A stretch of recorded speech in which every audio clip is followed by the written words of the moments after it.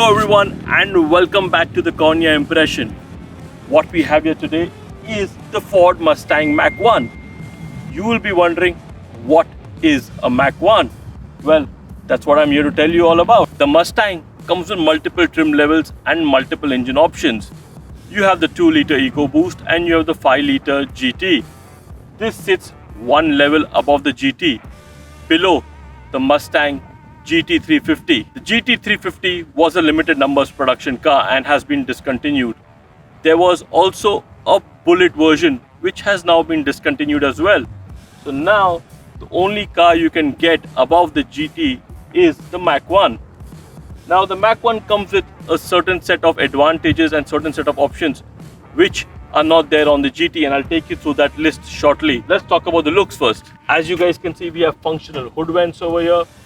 This huge decal on top with Mach 1 stickering. Now this font goes back to 1969 where the first version of the Mach 1 came out. You have this orange highlight over here. Now this orange highlight goes all the way to the inside onto the digital dash. You have the same orange highlight on the brakes over here and a few other places. Because it says Mach 1, it takes inspiration from the car from the 1969 or the 1970s. You can optionally fit additional lights over here. Now this car has left them blank, this particular model, but you can spec it with lights over here as well. This has the handling pack, so it gets a front splitter, low gloss wheels with Brembo brake, obviously Mach 1 logo on the side, decals on the side as well over here with orange stickering. Again, orange calipers at the back, a deck lid spoiler, boot lid spoiler over here, and Mach 1 logo at the back. With all the external trimmings, you may have also noticed the performance exhaust with active valves, and it sounds phenomenal. I'm going to take you through a clip of the exhaust of the car. It's just brilliant. It's such a joy to hear such a kind of sound in today's day and age. You can wake up your neighbors with this car, and I'm going to take you through a sound video right now.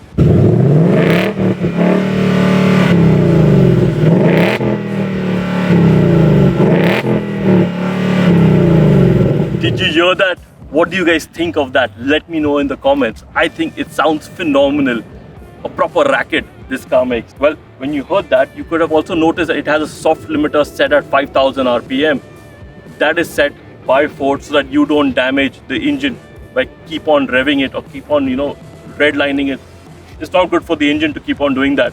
But sometimes it's fun enough. The Mustang Mach 1 comes with Michelin Pilot Sport 4S tires. Now these are designed for track use and are a serious bit of kit. However, the tires are staggered. That means the front end is narrower and the rear ones are a bit wider. Both the sets are 19-inch tires. What else is happening with the Mach 1 on the interiors? I'm going to show you that. Let's go.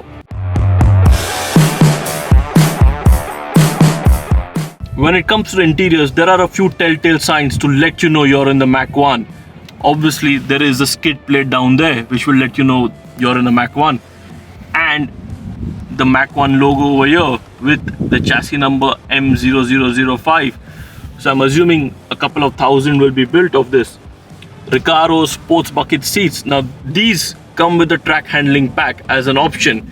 You can switch them over and get comfort seats as well, depending on how you want to drive this car. With all cars becoming digital these days and getting electronic parking brakes, it's good to see an old-fashioned parking brake lever over here, Handbrake turns, anybody? What else is interesting about the Ford Mustang Mach 1? Well, it gets Ford's new Sync 3 infotainment system, which is easy to use, a bit slow but functional and easy to navigate. Nothing too complicated. So what we have here are the multiple driving modes. So there is normal, there's Sport Plus, there's racetrack, and then there's drag. The second you move it to Sport Plus, the digital display over here becomes old school. So if you look back in time, the graphics are like the old Mustangs, which is pretty cool in my opinion. You also have a wet mode or a snow mode for maximum grip and traction, which the car will give you when you're driving it in this mode. You can change the steering to comfort, normal and sports steering as well, and completely switch off traction control. Burnouts, anybody?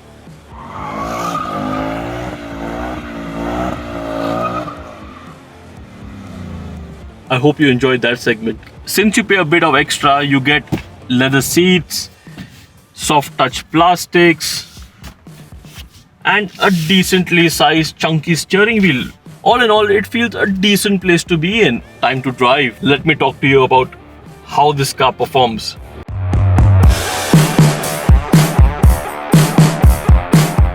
Let's talk about driving, since this is a proper driver's car. You can get the Ford Mustang Mach 1 with a 6-speed manual Tremec transmission. Sadly, I have the 10-speed auto. Now, nothing wrong with the auto box. It's pretty decent, but I mean, who wouldn't love a manual, right? Let's talk about the engine. Now, this has a naturally aspirated V8 producing 480 horsepower, sending all the power to the rear wheels. For your information, all Mustangs are rear-wheel drive. So, proper driver's cars. The Mach 1 gets 20 more horsepower above the GT. Now, this is the same engine as a Ford Mustang GT 5 liter, but there are bits and pieces that have been taken from Shelby to make the performance in this car better. And because I get the auto box, I get paddle shifters over here as well. But how's it like to drive and handle, since it's got the handling pack? Well, it sounds phenomenal more than anything else. First, let me tell you that. Oh, and the brakes work excellently. It handles phenomenally as well. It's properly designed for the track.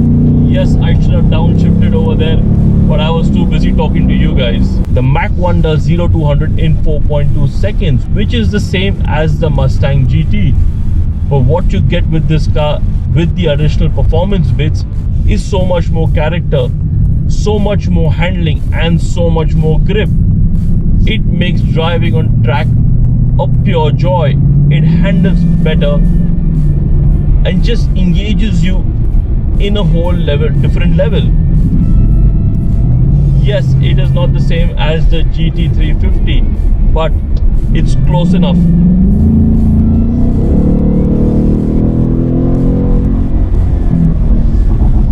And you're always going to find an excuse to push it to the red line, which is at 8,000 RPM, and it pulls all the way. I think I need to show you guys how that goes. Let's do well, not a 0 to 100, but just do a proper acceleration set right now, and you guys will just hear how this car goes. So I'm going to move it to Sport, obviously not to Sport Plus, and I'm going to set the steering to steering field is not available because it's in Sport Plus already. I'm going to move the auto box to Sport. I'm going to leave traction control off, and I'm just going to floor it. 3, 2, 1, go. 7,500 something.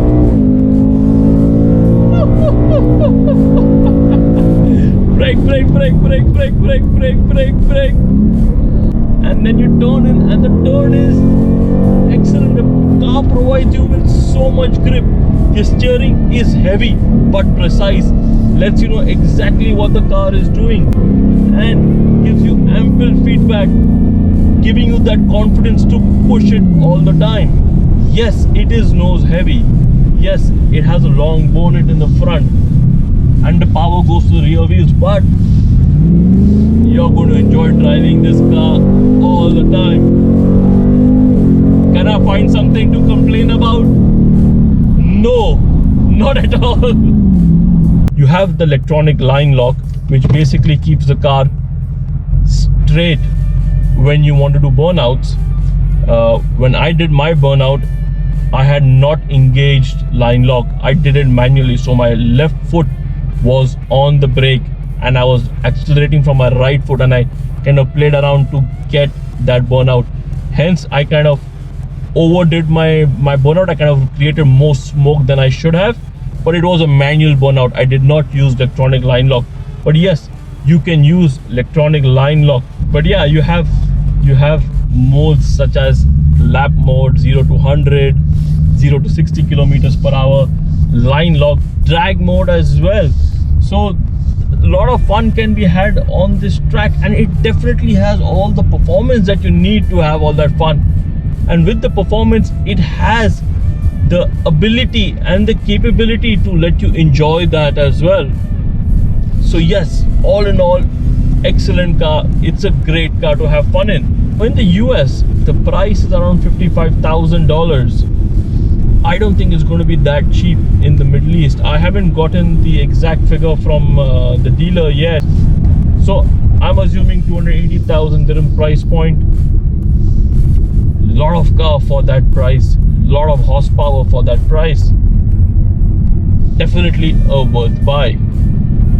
So if you're looking at the muscle car to buy, which you can take to the track, which you can enjoy as a daily driver, look no further than the Ford Mustang Mach 1.